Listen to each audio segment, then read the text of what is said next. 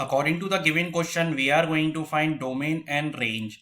So what is our domain? Domain is all real possible values of x. So now we are going to continue here. This is our domain, all real possible values of x. So we are going to write here.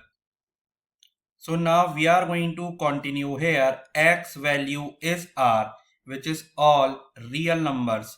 So now we need to write here what would be our range. So this is y is equals to 1 plus x square. So x square can be written as y minus 1. So x is plus minus under root of y minus 1. So